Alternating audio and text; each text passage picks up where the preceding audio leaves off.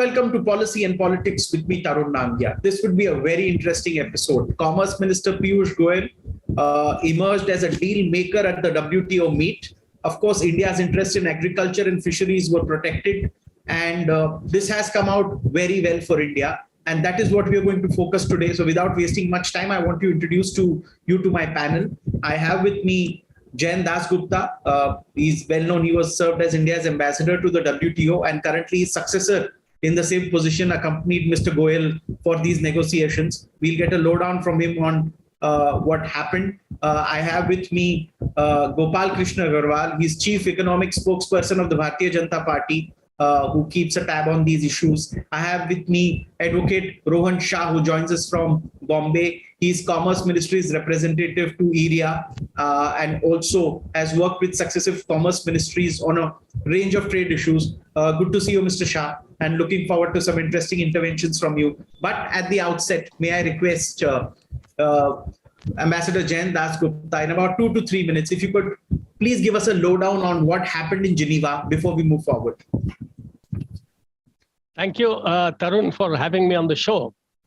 There were a few issues on which India was either the co-sponsor or had strong interest. The first one was the TRIPS agreement. The COVID pandemic had led to problems with vaccine supplies, medicines, and diagnostics, and other medical products like ventilators, for instance, and PPE kits and other things. So India and South Africa had moved a proposal for a temporary waiver on the patent law, patent articles in TRIPS, then on trademarks, on undisclosed information, and a few other TRIPS issues. This was done in October 2020. The paper which was actually tabled by the DG on the 10th of June, it excluded medicines and therapeutics from the scope of the agreement, which was going to be negotiated by the ministers. So it concentrated only on vaccines. And that too, there was no discussion of waivers. It was only limited to the waiver of 2 or 3 provisions, important provisions, dealing with compulsory licensing, which are there in Article 31 of the TRIPS agreement.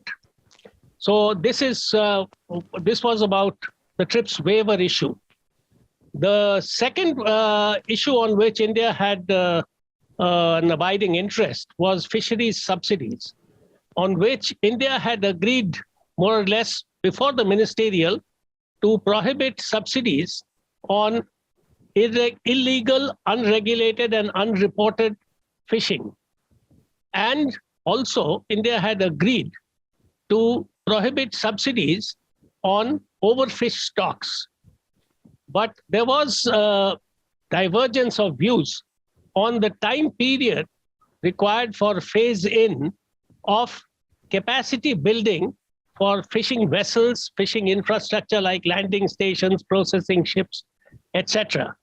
So India sought a phase-in period of 25 years, whereas the other side, which were proponents, they were not willing to give such a long phase-in period. The third issue on which India had raised a demand was for a permanent solution of the public stockholding for food security purposes, which includes our procurement at minimum support prices. India wanted a quick solution, permanent solution to be negotiated. It has been getting deferred from ministerial to ministerial for the past 9 years. And India wanted a finality to this. And specifically on 2 issues, India wanted relief. One was on the export restrictions from public stocks, especially government-to-government exports. The second issue was more of a demand from the African countries and some other developing countries, which was about inclusion of new crops and new programs which were introduced after 2013, when the Bali ministerial had agreed on the peace clause. So these were the three major demands. There were two other minor demands. One was about not giving a blanket exemption to the World Food Program for procurement from a country. India had said that it had never stood in the way of the World Food Program by preventing it from exporting food procured from a particular country, from India especially.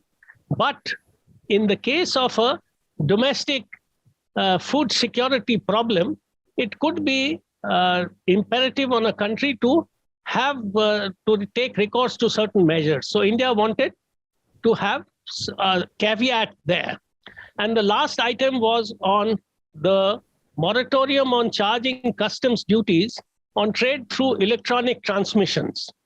Films, books, music are certain things which come to mind readily. There are other things which are also traded via electronic transmission. So these were the five major areas in which India had certain demands and certain concerns, and had suggested language also. Thank you so much for sharing that brief with us. I'll go to Gopal Krishna Agarwal, Chief Economic Spokesperson of the Bharatiya Janata Party. Mr. Agarwal, your comments on the victories that we received in Geneva through the negotiations led by Commerce Minister Piyush Goyal. Thank you, Tarunji. First, I would like to appreciate Mr. Jain Das Gupta ji, who has very categorically and specifically enumerated all the five issues. And the whole debate, if you look into the WTO this time, after the last 11th round failure, that there has been a way forward and negotiation had come to some conclusion. And major agenda items have been driven by India's outreach and India's concerns. That is one thing. And in ultimately what happens in any negotiations or world trade is that you have some bargains. You give something, you get something.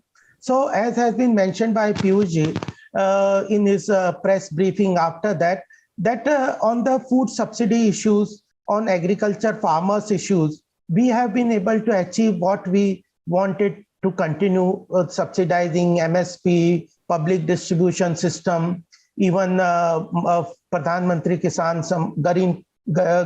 Samman Nidhi, and free distribution of rations on the Pradhan Mantri Garib Kalyan Yojana. So one thing is that we have been able to continue that, then we are able to even get the options that we can export to the World Food Programs. That has been there. And on the fisheries side also, our small and marginal farmers within the 200 nautical miles, which small fishermen's work, on those issues, we have been able to get our get benefit for our domestic considerations. With regards to transmission, there is a concern that we wanted a deadline that the sunset clause has been incorporated, because there is a loss of domestic production. Manufacturers face a loss on that also. That also we can say that we have moved ahead, and there is a March 24 deadline. Sunset clause has been put into. On the vaccine side, I would like to say already major issue that pandemic, with regard to pandemic, has been achieved. But though I think with Jain Das Gupta ji has also said that the complete waiver of vaccine patent that India was earlier expecting with along with the African countries, that has not been achieved. But that is now pandemic. We have been able to vaccinate almost all of our population. More than 195 crore vaccination has been given to all our farmers. So these are the issues where I think we have moved ahead. The negotiations have moved around India's concerns. We have been able to drive the agenda. This time the contingent was very much well diversified. Even people from the fisheries sector also went. Lawyer firms were also taken along with were part of Indian contingent, and the whole negotiation has been successful as far as our concerns are concerned. Though I agree that we can, at any point of time in a negotiation, you should never be satisfied with what you get. You have to aspire for more. But overall outcome is favorable to India. Overall outcome is favorable to India. I'll go to Advocate Rohan Shah now, who's worked with successive commerce ministries, is India's representative to ERIA via the Commerce Ministry. I want you to focus, Mr. Shah, on one thing about India's emergence. As somebody, if you see Mr. Piyush Goyal, he constantly takes feedback from the industry. There is no single day when you wouldn't see an industry delegation from sectors, various sectors visiting him, he personally taking meetings. Do you think this result is a part of extensive industry and Commerce Ministry interface that has been the hallmark of the Goyal era in the Commerce Ministry? Yeah, Tarun, I think, one headline which sort of really comes out from the 12th ministerial is that the voice of developing nations has been strongly heard.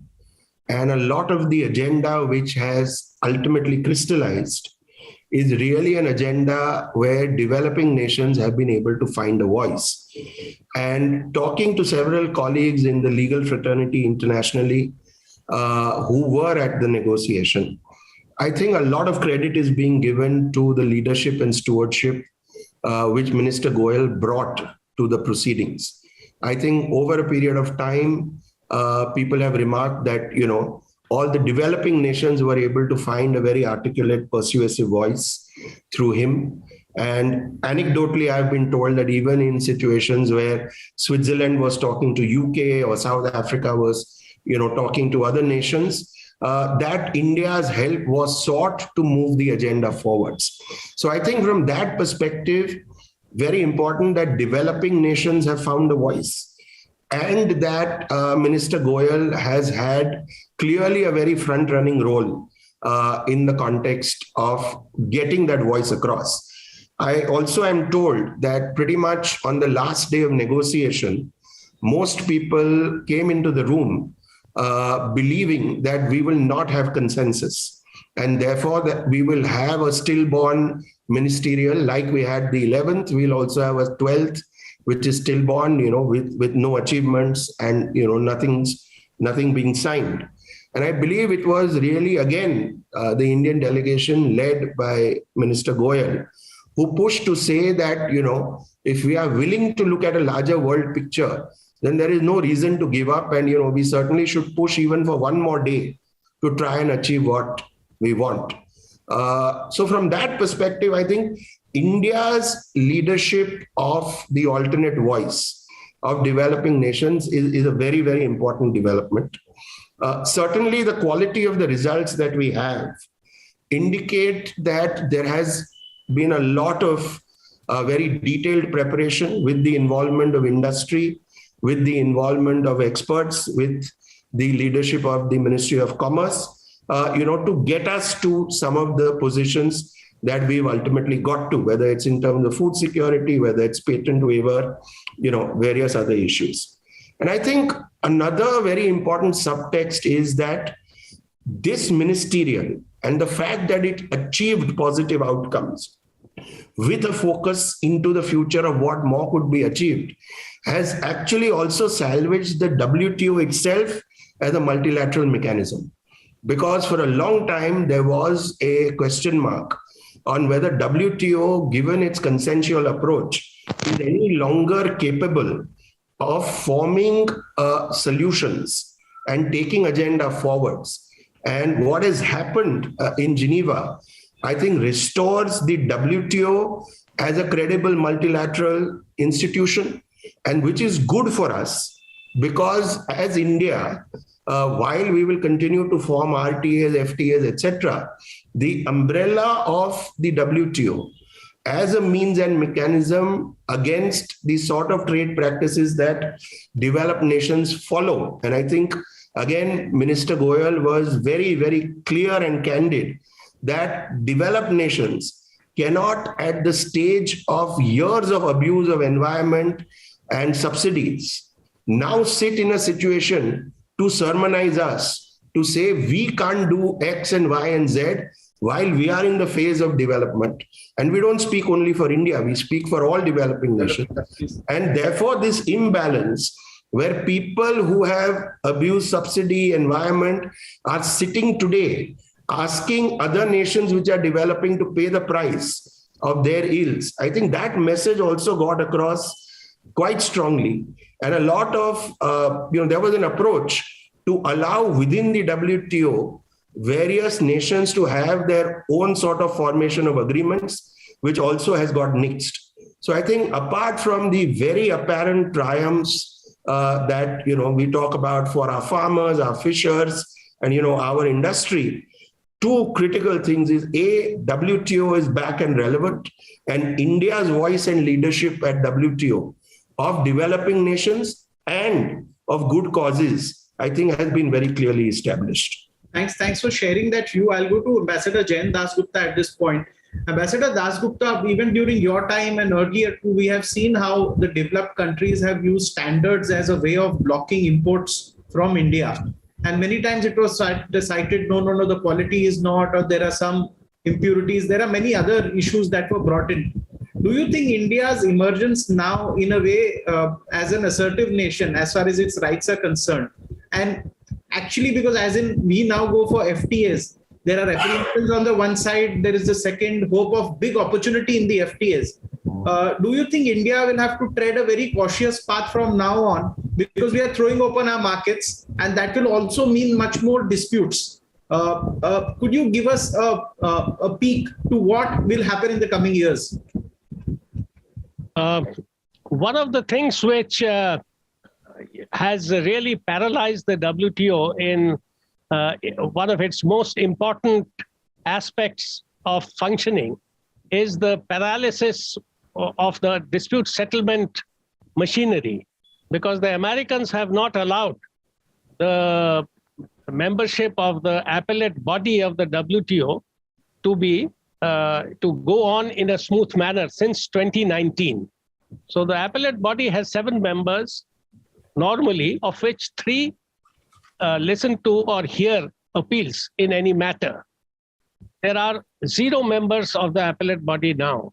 So if there is a nation which violates or is alleged to be in violation, and another nation complains about it, there could be a dispute settlement panel set up. But it could come out with a ruling or a finding, but it would not be final because the appellate body is non-functional. Now, that is one of the biggest challenges before the WTO.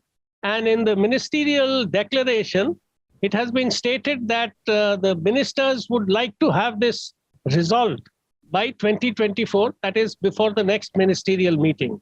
But there is a big question mark attached to that, and that is whether the Americans would agree to not to block membership of the appellate body and go along with the consensus. So that is one of the biggest hurdles before the WTO. As far as the issue of standards is concerned, it comes in more in the case of exports, especially for our agricultural products. There are standards which have been set by, there are 3 major institutions which are considered to be the 3 sisters in the sanitary and phytosanitary agreement of the WTO, which deals with the standards which need to be maintained for plant products and animal products. These are the Codex Alimentarius Commission for food products, the OIE for animal products, particularly, and the IPPC for plant health and protection, etc. Now, the standards which are set by these 3 organizations are mandatorily have to be adhered to by the member countries when they export. Nobody can have a standard lower than that set by these 3 organizations. And they don't have an overlap, they have distinct jurisdictions. Now, if a particular country wants to have a higher standard than those mandated by the 3 sisters, then they have to show they have to lead scientific evidence and establish that it was necessary to have a higher standard in order to protect their citizens or animals or public health. Now, this is the scenario. So if we want to have unrestricted access and not have these sanitary and phytosanitary standards come into the picture and spoil our exports, we have to adhere strictly to, for instance, the pesticides residue level for our cereal production or other grain production. Then the antibiotic residue level for our shrimp exports and other aquaculture exports. Then we have to have various other things. For instance, fertilizers, chemical fertilizers often leave a trace of residue in the products, plant products. So those are also considered to be harmful if they cross a certain limit. So indiscriminate use of certain fertilizers can be also a problem, which was indeed a problem with respect to our rice exports to the European Union a few years ago. So we have to sensitize our own people. Our domestic sector has to follow the same standards, because in our case, we don't have very large production entities like commercial farms in the US. So it will all be aggregated from small farmers or producers. And if we don't sensitize, somebody may be using an overdose of chemical fertilizers or pesticides or antibiotics for shrimp culture. And that will find its way into the final product exported. And then the whole consignment or shipment will be turned back. So we have to adopt the same standards in India, sensitize the producers, whether they are farmers or fishers, that they have to abide by the same disciplines. And then only we will be successful. Thanks for giving me.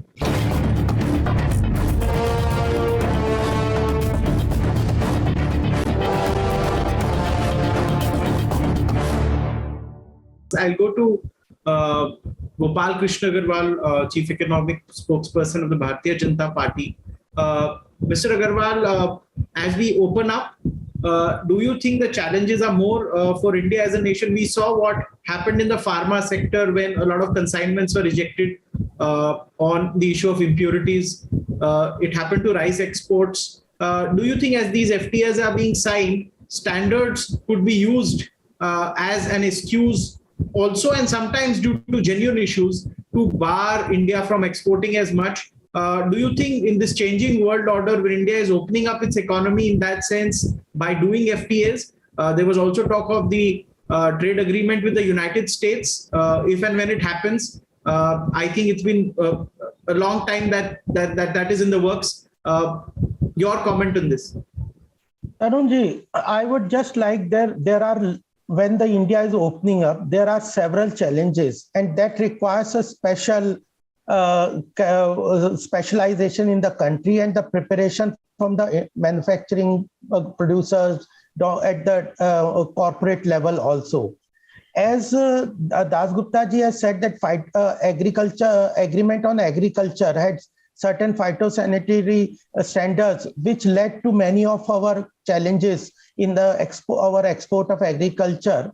We also to look into that, we have to develop the contract design capabilities in the our whole agreement. International trades require a good contract designing, because ultimately, if you go for any arbitration or any legal proceedings, if there a proper contract design is not there, then you lose the battle. So that capacity India has to develop. In the government also, I feel that we need to have more stronger capability building with regard to contract designing. That's an important area we have to work more. Another thing I would like to point out, which can be a big challenge in the future, Tarunji, is that this time what happened was India led most of the negotiation narrations, etc. And what I get from my colleague, those who went there, was in the last 2-3 days, there was a big narration being created that India is stalling all the negotiations. India is a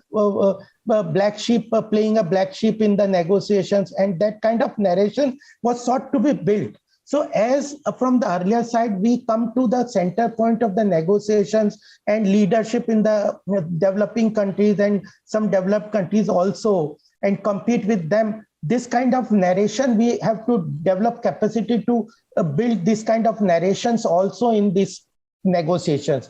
And the third point I would like to underline through you as a challenge is that this time there was a mention in this negotiation about the environmental concerns. The way phytosanitary standards were used against our agriculture produce, similar thing on the environmental concerns can also be used in the future. So at present, if we want to get much more role in the global trade, etc., we have to now prepare on those standards also, because we are committing more and more on various environmental concerns, etc. So then there will be certain standards which the global developed countries will put into the whole systems in the future. Those capabilities also we need to build so that in the future we are we have good capacity to deal with disease. So environmental concerns and those standards which will come into play into the manufacturing and other global trades can be a big challenge if the Indian corporate house manufacturers, etc., do not develop those capabilities. And second is the contract design capabilities. And the third is the controlling of the narration. These three challenges are very important if India wants, as we all wish, that we should be the leader in the global trade and economic power in the coming year. These three challenges we have to meet and well prepare for the future WTO negotiations. Thank you. Thank you for sharing that input. I'll go to Advocate Rohan Shah at this point. Now, we are all looking forward to the two upcoming trade agreements, one with United Kingdom, negotiations also on with the United States of America. I think going on from the time of Robert Lighthizer in the previous administration, he was a distinguished lawyer who was negotiating with our minister and his Commerce Secretary counterpart. But these things are going to happen. So do you think now going sector specific, because Indian businesses see a lot of export opportunities in both countries, do you think the challenge for India starts now, because we'll have to go now sector over sector to see what is the give and take that will happen in our trades with the United Kingdom and with the United States of America? Tarun, as you said, we have the WTO aspect of the trade negotiation, and then we have bilaterals in terms of different countries, including UK, US, or a cluster such as the EU. Now, when we look at the opportunities which will come from this, it is not that these opportunities in a way have opened up for the first time, because you have two things which will happen.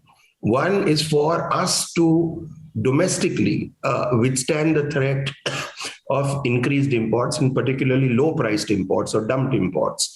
And the second is, the second is the global markets which will open up for us. Now, one of the things which point in time is critical is that with China sort of having the reputation that it has currently on account of various issues, with Russia really again out of the equation, there is an unprecedented opportunity for India. And we've discussed this before. Our opportunity is because clearly we are amongst the most credible trading partners in the world today. Second, we have the most diversified manufacturing base. But if we really have to harvest this opportunity, and I'm just looking to extend some of the points that Mr. Agarwal made, I think the first truth is that we have to focus on elevating the quality standards of what we offer to the world and what we offer to India as well in our domestic market. So uplifting the quality to create world-class products and goods and services so that we can address our opportunity, I think becomes one major goal. The second situation is, if you're going to play international trade, you have to play it and master it. And there, I think Minister Goyal seems determined to do that, which means we need to understand all the intricacies of trade. But it is not that that only needs to stay limited to the Ministry of Commerce in Delhi. It needs to go down to the grassroots of every potential exporter for them to understand what challenges can come, whether sanitary, whether phytosanitary, or you are looking at new barriers likely to come. So, for example, the carbon border adjustment mechanism, where there will be levies based on carbon emission, or certain new labor-related legislations which are sought to be introduced locally. These will be challenges. Now, it is not for us to be caught by surprise by these challenges. I think we have enough in terms of learning and experience to really understand the challenges of today and the challenges of tomorrow, so that we are able to master them and we are able to inculcate them into the learning and approach of our industry. The third issue, I think, which is of some relevance, is how we are really able to continue the international process, playing to our strengths. And that's where you talked of sector by sector. But I think there also needs to be a larger awareness that in all of these, while we must continue to make important wins and gains, you can't always be win-win. If you want to win some critical issues, you will also have to give up some. And there, I think a wider understanding within the commercial community that we have a national agenda, and as we play to the national agenda, as long as we win far more, qualitatively and quantitatively, sometimes we will have to give up. But if we can bring quality standards, learning of the trade barriers of today and tomorrow, and really sort of educate on a wider scale the nation in terms of what is it that we are looking to gain and what is it that we may have to give up, I think we are really poised for a very, very exciting time for India in global trade, exports, and in terms of our ability to bring in the requisite sort of imports that we need, rather than being flooded disparately or indiscriminately by global manufacturing. This becomes interesting as Minister Goyal has set a target of taking our exports from $400 billion to $1 trillion. Sector by sector becomes very important, because as what Mr. Shah highlighted, that this involves paying attention to which sectors are our strengths and where we could export a lot more than we do. One last single minute comment from, because you're out of time, from Ambassador Dasgupta. Now, there are areas like ceramic tiles. There are so many other industries. We will get an opportunity to go sector by sector. I had a short discussion with our former Commerce Secretary Rajiv Kher also today on this, that, going sector by sector, and we can do such shows also. But one small comment, do you think this debate will gain a lot of traction as we go into the trade agreements with UK and USA? Actually, I think we have just resumed. Minister Goyal was in Brussels to resume the negotiations with the European Union. So that is there on the cards.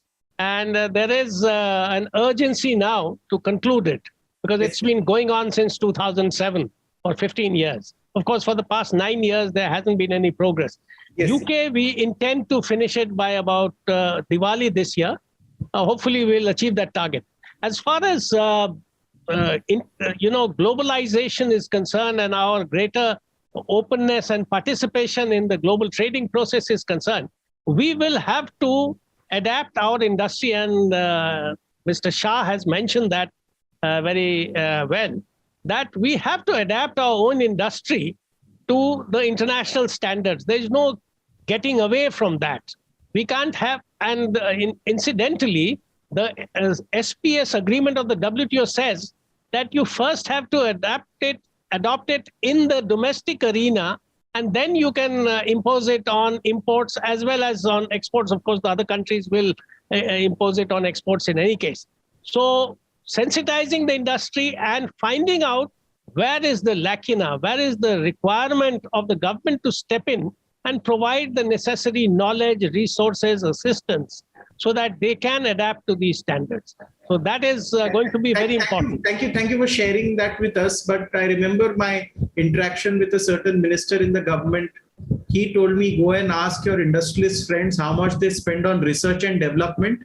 I'm sitting on data in a file which says very less about that, but that is for another day. But we end this show on a good note about Minister Goel's negotiations at WTO. In the next episode next week, we will start going sector by sector with two markets in mind, namely the market of the United States of America, the second market of United Kingdom and the European Union. Where does the opportunity lie for our industrialists and industry, and where can we have an edge? But that is for the next show. That's it for now. I would like to thank Ambassador Dasgupta, Gopal Krishna Agarwal, Chief Economic Spokesperson of BJP, and Rohan Shah, India's representative to ERIA via the Commerce Ministry, for joining us. It's been a very interesting discussion. Thank you so very much. Thank you.